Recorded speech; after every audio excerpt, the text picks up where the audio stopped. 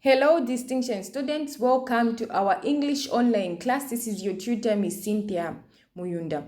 Okay, so to start with, we need to define what report writing is, or rather, what a report is. So, in simple terms, a report is a written or spoken account of something that was witnessed, heard, seen, done, studied, or work that was carried out, or an investigation, okay, that was carried out. Now, it may be an informal report about an accident or a lost item, or a formal report about the activities of an annual report of a business firm, right? Now, such reports, or rather a report in general, will answer so many questions such as what happened, when did it happen, where did it happen, who was involved, how did it happen, and why did it happen. So, in simple terms, a report is simply an account that somebody gets to give. It can either be spoken or written, okay? They talk about what was witnessed, heard, seen, done, or even studied, or an investigation that was carried out. And as they are doing that, they're answering questions such as what happened, when did it happen, where did it happen, who was involved, how did it happen, why did it happen. Okay, so now you might be asking yourself questions as to why write a report. What is the purpose of writing a report? So basically, a report is written to inform people about events that have taken place, right? Now, a report actually gives a detailed account, or rather description of a speech. It can be an event, experience, or even some happenings, okay, that occur in our daily lives. We know that there's so many things that happen on a daily basis, okay? You might have witnessed something, you might have carried out a research at work, or you might have heard something, or even done something, okay, that at the end of the day will require you to give a report, okay? So actually, these same happenings, okay, can be at the social level of our lives, the political levels of our lives, or the economical, and so on. So you need to know what exactly a report is in order for you to be able to present one, in order for you to be able to write one, okay? So for instance, we read these reports, okay, in newspapers, or even listen to them on radio or television. We know there are certain times when you're listening, or rather watching news on ZNBC, and then this police officer is giving a report on what really happened, okay, or maybe an eyewitness for an accident is giving an account of what really happened at the scene, okay? So reports differ, okay? They depend on whatever has happened, but they always answer questions such as what happened, when did it happen, where did it happen, who was involved, how did it happen, and why did it happen. So we need to take note of that. And why write a report, or rather why narrate, why talk about it? Because you want to inform people about the event, about what happened, okay, or maybe about your experience that you had. All right, then the format of these reports actually depends on the type of report, since we have so many types of reports, okay? So now let's go straight to discuss the features of a report. So there are so many types of reports, okay? Now these include a police report, a narrative report, a medical report, an investigative report, a project report, a book report, okay? It can also be a news report, or rather newspaper report, sports report, and so many of those reports. So there are a lot of types, and those are the ones that I have just mentioned, and many others. You can have the police, the narrative, the medical, the investigative, the project, the book, the news, the newspaper report, the sports report, and many more. Okay, so despite the different types of reports, okay, we need to take note that the features are all the same. Okay, all these types of report, they have the same features. So the first feature that a report must have is the title, or rather the heading. Okay, now this one must be brief and say what the report is all about, right? So now some reports have subheading in order to make it very easy for the person who's reading to understand. Okay, so your report will have title, okay, or rather a heading. Why do you have a title or a heading? Because you want the person who's reading to be able to tell what that report is all about.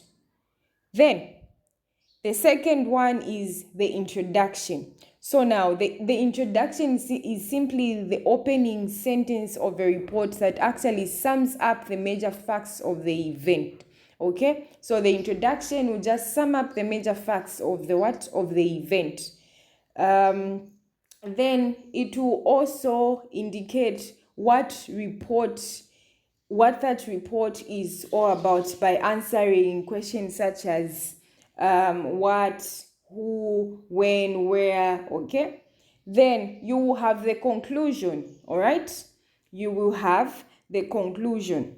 Then in your conclusion, the last event will actually serve as a conclusion when you are merely reporting an incident, okay, such as maybe the Black Mountain incident, or you as a writer, you can make a concluding remark. Okay, so a report for a project or maybe a survey actually includes conclusions that are derived from the study. Okay, so now when you're just reporting about an incident, it can be an accident. Okay, you can just make a concluding remark, okay, as your conclusion. Then the last one is a recommendation. Now a recommendation is simply a suggestion, okay, that is included, okay, though it is highly dependent on the type of report that you are writing. Okay, so those are some of the features of a report. It will have a title, it will have an introduction, as well as a conclusion and a recommendation. Okay, then we have the language and style. What language are you supposed to use, and what style are you supposed to use as you are writing your report?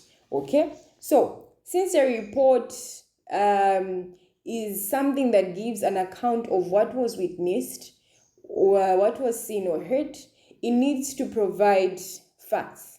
Okay, it needs to provide what? Facts. So it should be factual and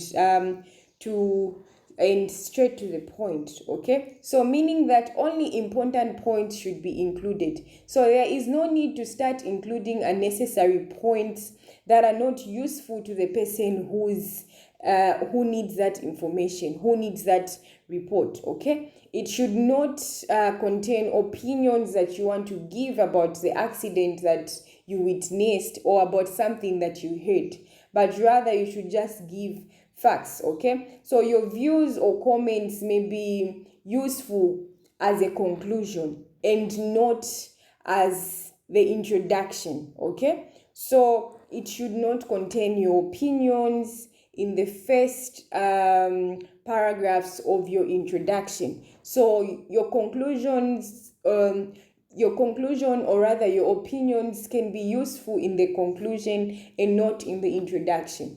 Okay, then you need to also use the past tense, okay, with a lot of bias in the use of reported speech. Okay, though you can also need direct speech that can be used just for you to quote striking information. We know that there's that information that those that are asking for the report really need. What type of information? We're talking about the information where you would want to quote the exact words that were used in order for you to strike the listener, or rather the person who's listening to whatever you are saying. Okay, so you might want to quote the exact words that were said. Okay, so always use the past tense in order to write your report. Never should you use the present tense. Instead, use the past tense. So aside from that, you also need to make sure that you also use direct speech. Okay, you also use reported speech. Okay, or rather the direct type of speech, in order for you to quote whatever was said. Then aside from that, we need to take note that personal point of view, for instance, a report by an eyewitness, okay, on the scene of the crime, or rather the accident. Now, the author of the report will make sure that they use the pronoun I, okay, because it is them that are reporting what they saw, what they witnessed. So they will always use the later pronoun I, okay. Then aside from that, there are also what we refer to as detached point of view. Now, this is how most professional reports are written, okay, with a third person, such as he, she, they, okay. As they are reporting, they would say she heard or he heard some noise in the background, okay. All these are used when they are giving what detached points of view. Then we come to the language that you're supposed to use. So in report writing, you only use the formal and simple, straightforward language, okay? The formal, simple, and straightforward language. So we do not use a type of language that we can use with our friends, but we need to be as formal as possible as we are reporting, okay? And then the language that we use must be very simple and straightforward to the point, because this is a report that you're giving. So we do not need, or rather it does not need unnecessary information that you might want to provide, okay, for the sake of making it sound more convincing, or more sweet, okay. Then if a written report is to be of any use, okay, the information that you convey must be very clear, okay.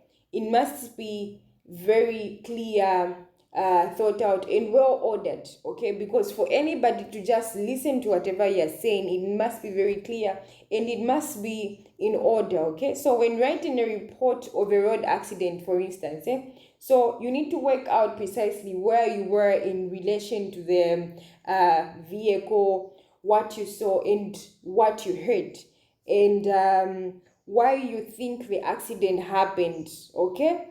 That one can be your concluding remark, okay. So as you're reporting what you saw, let's say when the road accident, what you witnessed, when you witnessed a road accident, okay, you need to talk about where you were, okay, in relation to the vehicle, what you saw and what you heard, right, and why you think the accident happened should now be your conclusion, okay. It should be your concluding remark, because those that are listening will always want to hear your own point of view, your concluding remark. Why do you think the accident happened?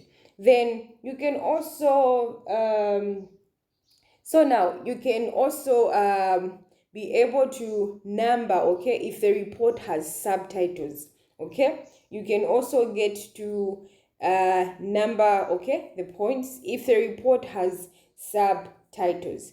So aside from that, the author of the report should be what? Identified, okay. You as an author, you should be identified, okay. So your report should be signed for, and the position of responsibility should also be indicated, okay, in an academic report. All right. So now in a newspaper report, right, there's identification of the author, okay, that is seen after the what? After the title. So that is it about report writing. So more will be discussed, the format will be given. Okay, so just quickly go through what has been discussed so that you can better understand what is being talked about when we refer to report writing. Okay, so this is your tutor, Miss India Munda. Please go through the video as many times as possible so that you can understand the topic better.